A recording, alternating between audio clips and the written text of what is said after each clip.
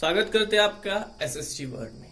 तो आपने पिछले वीडियो में पहले ही पढ़ चुके हैं जब तक मार्शल लॉ इम्पोज हुआ था।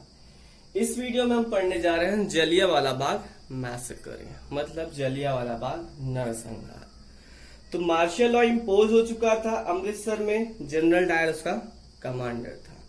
तो जलियांवाले बाग में सिचुएशन ऐसी क्या हुई कि जनरल डायर को ऑर्डर करना पड़ा अपनी आर्मी को कि वो अटैक करे इंडियन लोगों पे। तो सबसे पहले देख लेते हुआ क्या इंसिडेंट जो हुआ था। ये it was occurred on 13 April 1919। Second point अगर देखते हैं क्राउड इकट्ठा क्यों हुआ सा, तो देखते हैं क्राउड जो गैदर्ड हुआ था वो सिर्फ दो रीजन से हुआ था। दो एक तो पीसफुल प्रोटेस्ट करने के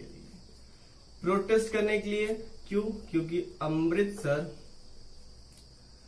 अमृतसर के लीडर्स क्या हुए थे, अरेस्ट हो गए थे। अब कभी कभी एक बार मैंने देखा था कि यूपीएसआई में पूछा था कौन कौन से लीडर्स थे अमृतसर के जो अरेस्ट हो गए थे, और उनके अरेस्ट होने की वजह से लोग इकट्ठा होकर प्रोटेस्ट करने की तैयारी कर रहे थे। तो उनका नाम आप जान लीजिए। पहले थे हमारे डॉक्टर सत्यपाल सिंह, दूसरे थे हमारे Saifuddin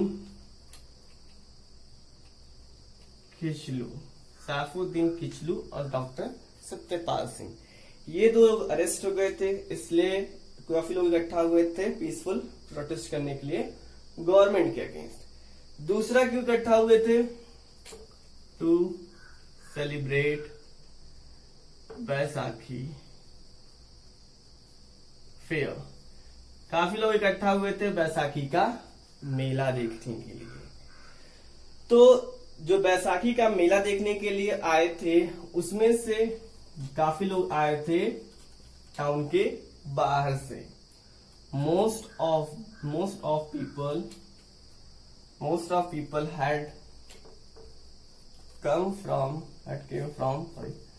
had came from out of town। जब टाउन के बाहर से आए थे उनको पता ही नहीं था कि मार्शल लॉ इम्पोज है।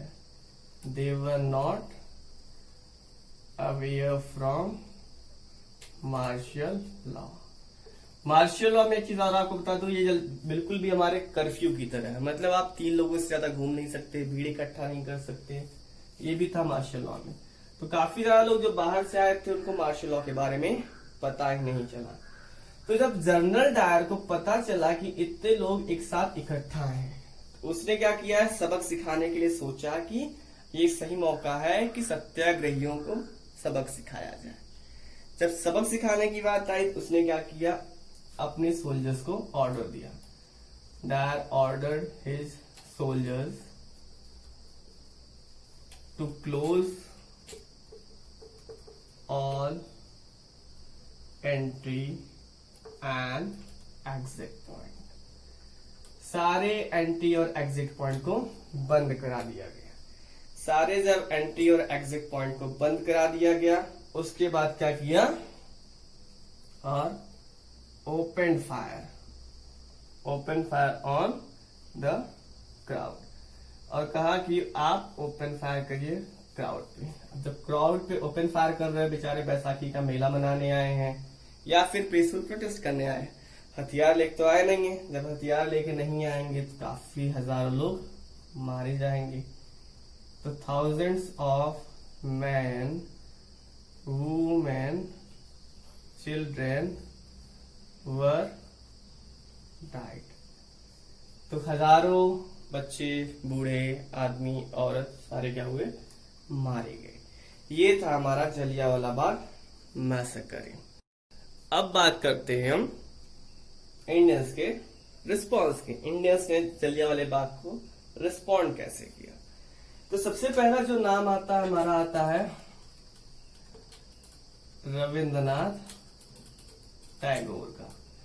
रविंद्रनाथ टैगोर को ब्रिटिशर्स ने टाइटल दिया था नाइटहुड। नाइटहुड के इन्होंने अपना जो टाइटल था उसको रिटर्न कर दिया। दूसरे आता है हमारा नाम शंकर राम नागर। शंकर राम नागर ने क्या किया, वायसराय एग्जीक्यूटिव कमिटी से रिजाइन कर दिया। ठीक, ये आता है हमारा पहला पॉइंट। दूसरा क्या आया, क्राउड्स क्या हो गए, क्राउड्स आ गया कहां पे, हमारा क्राउड जो भीड़ थी पूरी स्ट्रीट पे आ गई, स्ट्रीट पे आ गई और क्या किया इन्होंने, अटैक करना शुरू किया। कहां पे, गवर्नमेंट बिल्डिंग पे। अब जब गवर्नमेंट बिल्डिंग पे आप अटैक करेंगे तो ब्रिटिशर्स का रिस्पांस कुछ तो आएगा। ब्रिटिशर्स कैसे भी रिस्पांस करेंगे तो अब देखते हैं तब ब्रिटिशर का रिस्पांस, ब्रिटिशर्स रिस्पांस। अब ब्रिटिशर ने कैसे रिस्पॉन्ड किया, तो सबसे पहले तो इन्होंने क्या किया कि सत्याग्रहियों को मजबूर किया, सत्याग्रहियों को मजबूर किया। तो जितने भी सत्याग्रही थे उनको पकड़ा गया, इनको फोर्स किया गया टू रब देयर नोज, अपनी नाक ब्रिटिशर्स के आगे रगड़ो। दूसरा, इनको सबको सैल्यूट करना था, टू सलाम टू ऑल साहिब्स, सारे साहिब्स को आप सलाम करेंगे। प्लस इन्होंने कैसे रिस्पॉन्ड किया, काफी जगह विलेजों में, काफी गांवों में इन्होंने बम्बार्डमेंट की, काफी जगह इन्होंने बम गिराए। मेनली जो फेमस नाम आता है गुजरनवाला, एक जगह है कहां पे, पंजाब में। तो ये सब जब मोमेंट वायलेंट हो गया तो महात्मा गांधी ने अपना सरोलक सत्याग्रह को वापस ले लिया। तो मोमेंट कॉल्ड ऑफ कब हुआ, कॉल्ड ऑफ ये हुआ था 18 अप्रैल 1919 को। मोमेंट कॉल्ड ऑफ होने की वजह क्या थी, क्योंकि मोमेंट अब पीसफुल ना हो के एक वॉयलेंट मोमेंट में कन्वर्ट हो चुका था। और महात्मा गांधी को भी ये बात समझ में आ गई थी कि जब तक हिंदू और मुस्लिम को हम साथ नहीं लाएंगे तब तक हमें स्वराज नहीं मिल पाएगा। इन्होंने कहा अगर हिंदू और मुस्लिम साथ रहेंगे तो हम स्वराज पाकर रहेंगे। इसके लिए ये इंतजार करते रहे कि मुस्लिम्स इनको सपोर्ट करे या फिर मुस्लिम्स को ये सपोर्ट करें। तो वो कैसे हुआ वो जानेंगे हम अगले वीडियो में।